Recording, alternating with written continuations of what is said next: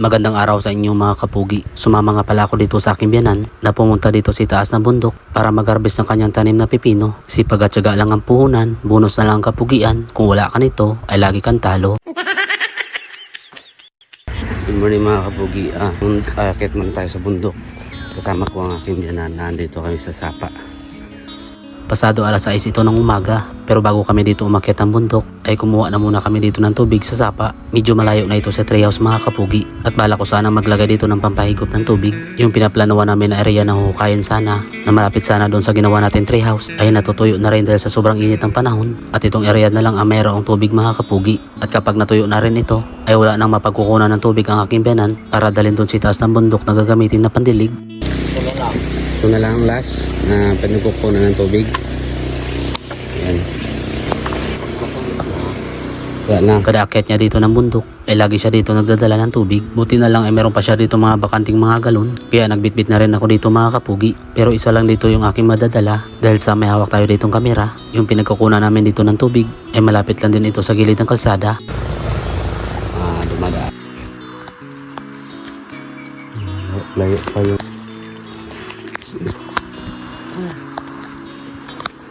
Yan.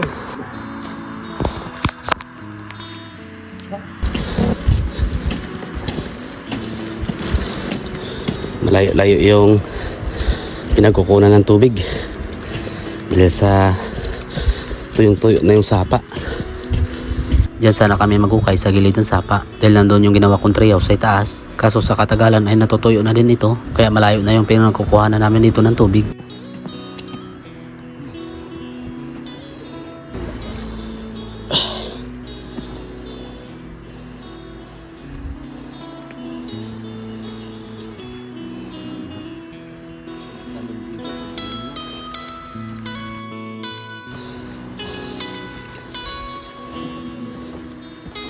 Inaayos ko dito ang hawakan ng galon dahil sa tali lang ito mga kapugi. Para hindi masakit ay nilagyan ko ito ng balat ng nyug.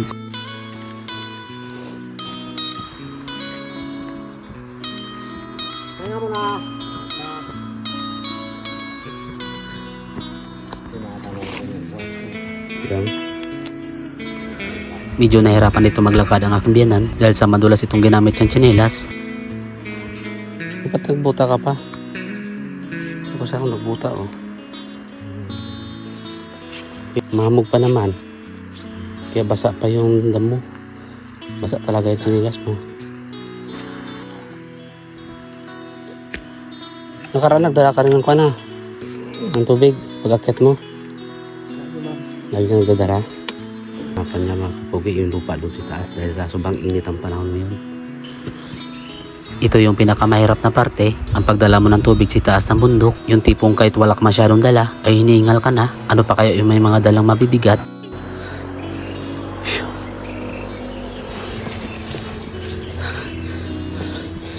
Ito yung ginagawa ng aking biyanan kapag nagpapahinga. Nakatayo lang at hindi binababa ang tubig dahil sa wala naman siya dito mapapatungan na kanyang dala. Dahil kapag ibinaba mo pa ito, ay matutumba lang ang mga galon at gugulong lang ito pa ibaba.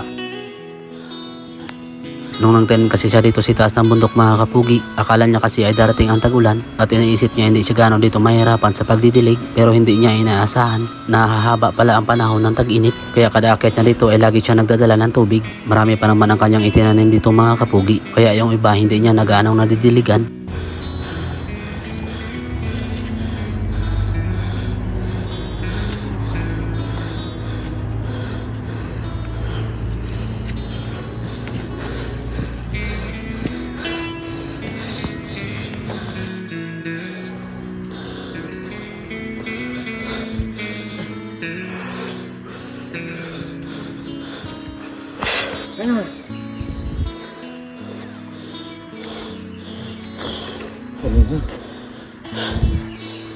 Okay pa naman ang treehouse natin dito mga kapugi. Hindi lang ito naaasikaso dahil sa abala na tayo doon sa paggawa natin ng mini pool. Pero lagi itong tinatambayan ng aking biyanan. Dito na siya nagpapahinga kapag natapos siya mag-asikaso ng kanyang mga taniman. Dami ng mga bakante dito na mga galon. Wala ng tubig. Tuyo-tuyo na rin yung tanim kong upo. Walang mga damo. Hindi pa siya makapagtanim ng maayos dahil sobrang napakainit, saka mahirap magdilig. maghakot ng tubig. Kaya doon siya dulo nagtatanim. Tingnan mo mga kapogi, ang ganda ng tanim mo. Ang ganda na pa, ang daming bulaklak. Kung madami lang sana siyang tubig na pandilig, ay gaganda pa sana lalo ito kanyang mga tanim. At sa sobrang init dito ng panahon, yung mga dahon ay nagdidilaw na rin. Pero bilib pa rin ako dito sa aking biyanan mga kapugi. Dahil hindi niya pa rin ito pinabayaan. Mayabong na din ito kanyang tanim na kalabasa. At malapit na rin ito mamumulaklak at mamunga. Pero ang tataba sana mga kapugi. Ito yung kalabasa niya sa ibaba.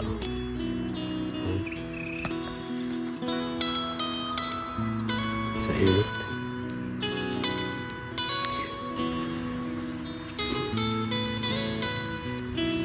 Daming bunga oh.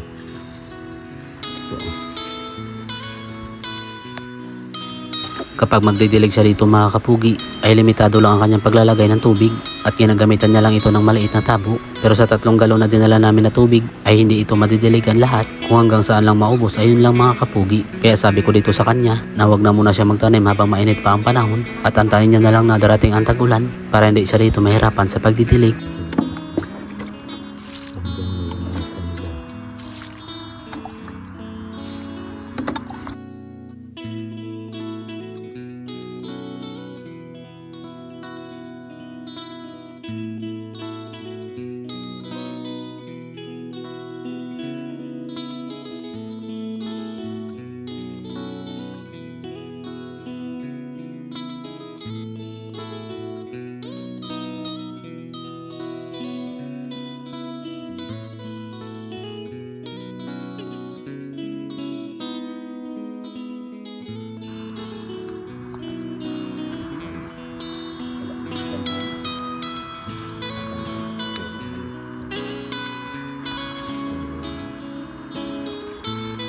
Malawang na. Kasi nadali ng init. Langanin na, di pa.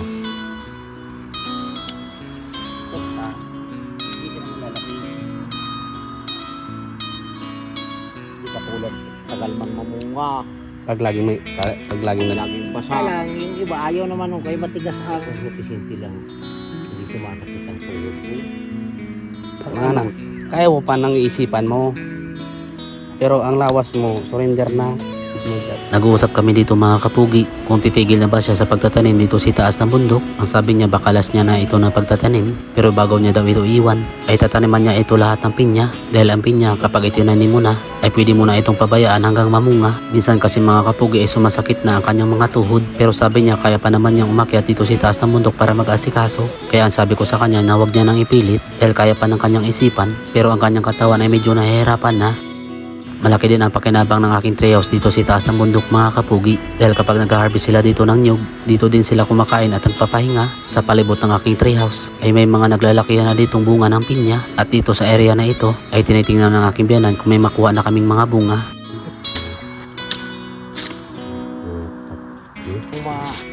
Kung ganito oh.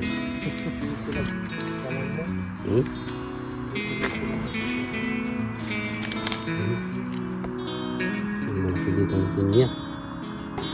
Kaya kung nagustuhan nyo itong aking vlog mga kapugi, please follow, like, and share naman itong aking page at pa-comment naman kung saan nakaabot itong aking video. Magandang araw sa inyo mga kapugi. Nag-alis nga pala kami ng mga damo dito sa sapa malapit sa ginawa natin paliguan. Dahil sa mayabong na ito at nakaharang na sa dinadaluyan, sipag at syaga lang ang puhunan, bonus na lang ang kapugian. Kung wala ka nito ay lagi kang talo. Maaga pa lang ay pumunta na ako dito sa ginawa kong paliguan dahil maglilinis kami dito ng sapa mga kapugi. Kaso pagdating ko ay nauna nang magtrabaho dito ang aking biyanan. Pasadong alas 6 pa lang ito ng umaga at hindi pa kami dito nakapag-almusal na dalawa. Sobrang linaw na nga dito ng tubig sa ginawa kong paliguan kaya tamang-tama ito na magbabad mamaya dahil sa sobrang napakainit ngayong panahon. Kaya nga maaga pa kami dito magumpisa ng aking biyanan habang di pa dito sumisikat ang araw para mamaya kapag mainit na at malinsangan ay tapos na rin kami dito sa paglinis dito sa sapa habang abala nga siya siya dito, ay inayos ko na muna ang linya dito ng kuryente. Baka matamaan kasi ito ng itak habang nag-aalis kami dito ng mga damo. Pati ang mga gabi dito sa gilid ay pinagtatabas ko na din. Nakaharang na kasi dito ang mga damo sa dinadaluyan ng tubig mga kapugi. Kaya kailangan na talaga itong alisin.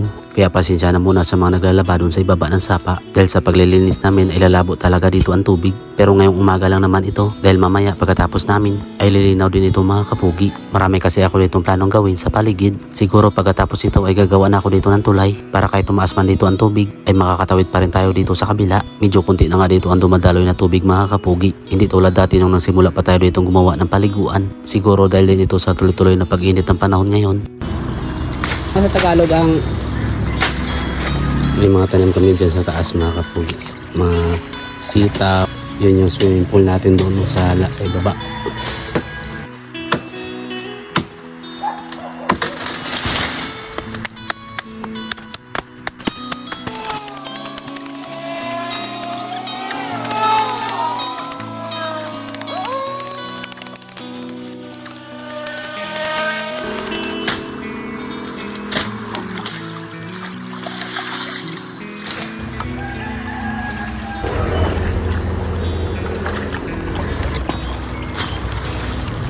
Dito banda sa may dulo ay hindi na namin tinapos sa pag-alis ng mga damo dahil binalikan namin dito yung mayabong na puno dito malapit sa ginawa nating mini pool. Nag-iingat kami dito sa pag-alis ng mga dahon mga kapugi dahil sa marami itong mga langgam. Habang abala nga kami dito sa pag-alis ng mga dahon ay may narinig akong gumalaw dito sa may tubig. Dali-dali ko itong pinuntahan pero hindi ko dito alam kung saan banda dahil sa narinig ko lang yung pagtalsik ng tubig mga kapugi. Kaya hindi ko na lang ito pinansin at pinagpatuloy na lang ang aming ginagawa. Kaso habang pinuputol ko na dito ang puno ay nasira naman ang hawakan ng aking itak. Sana ako na bitak yung itak. Kaya yung biyanan ko na lang yung nagpatuloy dito mga kapugi. Pinapaingat ko lang siya dito dahil sa mayroong tuyong bunga ng nyug na nakasintro sa kanyang uluhan. Mga yun. Kanya pag nahulugan, no? Pulok-pulok ba? Sa ngayon ay maiksi lang muna yung ginawa kong video mga kapugi. At kung nagustuhan nyo ito, please follow, like, and share na naman itong aking page. At pa-comment naman kung saan nakaabot itong aking video.